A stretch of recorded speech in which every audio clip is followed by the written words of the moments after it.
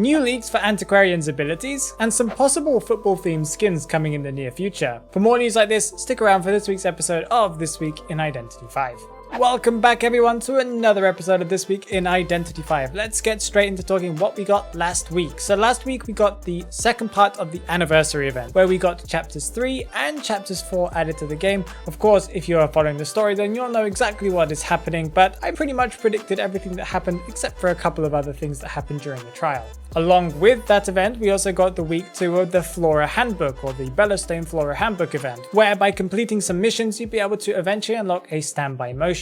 And of course we got 2 skins returned from the previous anniversary events. We got the Lady Bella skin and the Monstrous Bird skin, and of course there are accessories that come along with it that have returned to the store for you to purchase. As part of the celebration, we also got more skins in the store, with the Once and also Ivory Tower skins returning to the store, but not all of them. First of all, for the Once skins, we got Ripper, First Officer, Gravekeeper, Doctor and Violinist's Once skins return, and for the Ivory Tower skins we got the Doctor, Mercenary, Coordinator and also Perfumer skins returned to the store for you to purchase. The Ivory Tower skins will cost the same as they usually do at 60 echoes. And how can we forget the S tier package Falling Petals, that is the package for Ripper's S tier Tuberose skin, and of course his accessory that is an A tier accessory that's called Scale Insect. The effects on the accessory are amazing. Purchased it straight away, and the skin itself, I've seen some gameplay of it, looks really fantastic as well. During last week's update we actually got 3 different patches, of which one of the patches included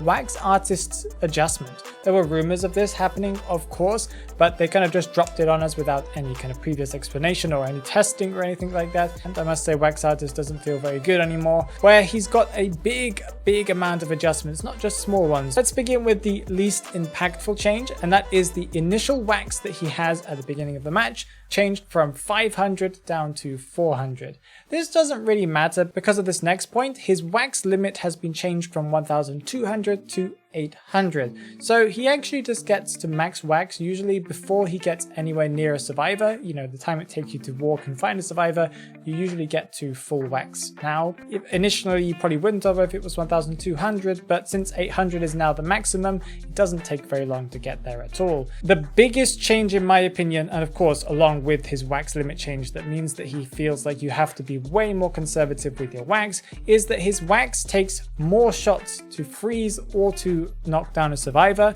because each shot now doesn't do 5% wax to a survivor but instead does 4%, meaning that you need to do an extra shot to be able to get them to all of the different slowdown tiers. So it means that he's going to be a little less consistent. I played him on stream and he didn't feel very good, but some people think it's justified. Tell me down in the comments if you think it's justified.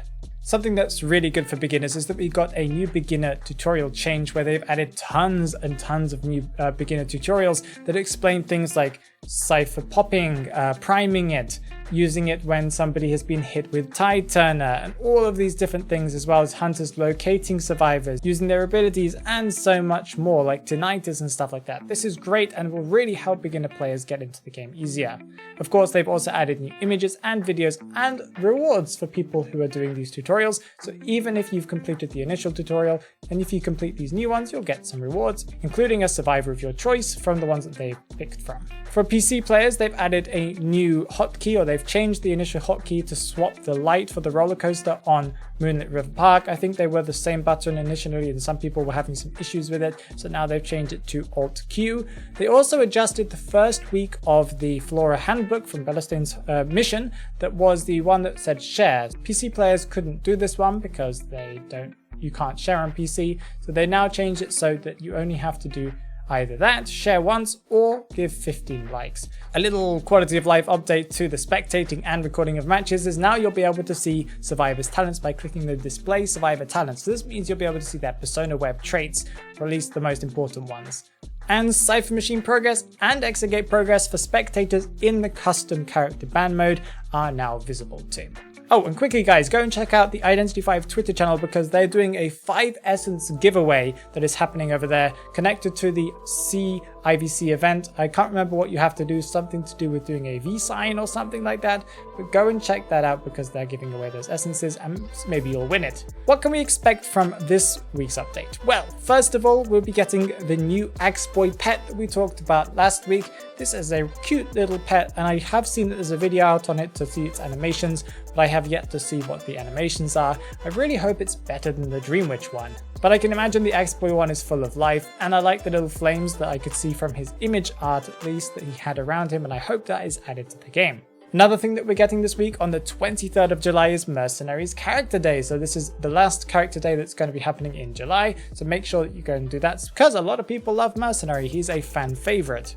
And connected to the anniversary event, we are of course getting, I think it's the final week of the anniversary event, or at least the final week of some of the parts of the event, where we'll be getting chapter 5 of the Shrouded Bellastain anniversary event, where I think we'll be able to get the first officer skin and the remaining rewards, including a portrait and something like that. I'm sure a lot of people are excited to see what else could be left for that story, because they kind of left it at a point where they could have just ended it. And an in-game event for matches that they're going to be adding to the Ever Sleeping Town map is that there's going to be an Ever Sleeping Town fireworks event between 6 PM and midnight server time between the 21st and the 3rd of August. Every single day, every single hour, there will be fireworks that will be shown. And if you do participate in this, you'll be able to get an event reward, as I understand, that is an accessory as far as I can tell. We've got a lot of leaks to talk about because what's coming from the future is very interesting. Well, first of all, last week we had some leaks about Antiquarian. Antiquarian is the new survivor that will be coming next essence. As we can tell, here are some of the massive amount of abilities that she's going to have. She probably has the most amount of abilities I've ever seen on a survivor as far as I can remember, except for Postman, if you have to read each ability of each of his postcards, but you get the point. So first of all, her first ability, Hidden Blade, that has a ton of different things it can do. She can either make it spin, that will increase her movement speed by 5%, swing ability that pushes the hunter to the right, destroying any hunter items and creations, maybe destroying puppets, for example from Hellember getting a big nerf here, I guess. Also, I'm assuming pushing statues away and stuff like this, so maybe Sculptor's going to be weak against her too. We also have the sweep ability that is the opposite of swing, because instead of pushing to the right, it pushes to the left, destroying hunter items and creations. She has the stab ability. Of course, this is a Chinese translation, so I don't think these abilities are going to be called this. This ability will be able to push the hunter technically straight away, like Batter, I'd assume, that will also destroy hunter creations and items. The passive ability of the Hidden Blade, of the swing, the sweep, the stab, if the Antiquarian pushes the hunter, that hunter gets 25% less movement speed for 1.5 seconds and can't attack for 6 seconds. If they get pushed into a wall, they get stunned for 1.5 seconds, as well as the extra 1.5 seconds of slow, as far as I understand. The ability, as we can tell, can be used consecutively, because if you push them again within a certain period of time and they hit an object again, so you technically like a stun or you push them into a wall, then they won't be able to attack for 9 seconds. I just want to remind you guys that it's 10 seconds to open up an exit gate, so you can stun them twice, you'll be able to open up that exit gate without too many issues, unless they have some type of damage ability or negation ability. A downside for this ability is her Hidden Clumsiness passive. That means that if there are 1, 2, or 3 survivors nearby, the attack negation becomes shorter. I think it goes 3, 2, 1. So I think it can be only like a 1 second attack animation if there are 3 survivors nearby. And for the second one, it would be 4, 3, 2. Her second ability is Light as a Swallow, and this is pretty much lightweight. It just means that your scratch marks on the ground, the little patchwork blood thing that you leave on the ground, is going to just appear 1 second faster for the survivor. So if you include lightweight, I think that means it's 3 seconds faster. That means that you'll probably be able to hide pretty easily with her. She also has the other ability called Hates Evil. Again, translations. For every attack made by the hunter within 18 meters of her, pallet dropping speed is increased by 10%. Stacks up 2 times, and the stun recovery for the hunters is decreased by 10%. That also stacks up to 2 times. It can be 20% increased dropping speed and 20% longer stuns for hunters. Oh, and she has one downside that some people would say is not enough, but does make sense if she is a close range survivor, although we're not completely sure yet because some things suggest that she might not be, is her loner ability, where healing time by others to her, so if they're trying to heal her, will be increased by 20%, similar to perfumer, I believe. Something that suggests that she might not just be a close range survivor and might have a little bit of distance to her ability. There are some leaks that suggest that she has an aim assist setting in the settings, so this means that she must be able to aim her ability. Maybe that's just in close range, but maybe she has a little bit more range to her ability, because if not, you'd just be able to tap it maybe when they're close by and it would just auto do it for you. So this is very interesting. She might be a skill character. We've also had NetEase announce what her S tier skin is, and of course that leads us to talk about the Season 22 Essence 2 skins that have been revealed. First of all, the S tier is for Antiquarian, as we already knew, and it is a very fancy skin, I must say. The A tier skins are for Wu Chang, and it's an amazing skin, I must say. It looks really, really cool. Reminds me of his original S tier. And Painter is getting yet another A tier, and I'm not completely sure if he deserves another A tier. I think there are some other characters that might deserve more skins than Painter does right now. Okay, let's just say that Painter gets another one. Maybe he won't have one for another year or two. We've also had announced that there's a Patient and Psychologist package coming out soon that are S tier skins. They're both S tier skins for them, and they look super cool, super gothic and cool. I think everybody loves them, and that will be coming out on July 28th. So not this week, but the following week, and they will be available in a package, as we understand, and I think they'll also be able to be bought separately. I'm unclear if there is any type of accessory included, but they are going to be time limited. Oh, just to mention about the Antiquarian thing is that Antiquarian will be coming out to test servers this week, so if you have any questions and anything that you would like to understand about the Antiquarian, tell me down in the comments of this video and I will test them out on the test server, because I would think I'll be making some videos about her. Another thing that some people may have just passed by and nobody really noticed is that NetEase announced on their Identity 5 Twitter page that they've made a partnership with the French and Argentinian national football teams for the 2022 World Cup.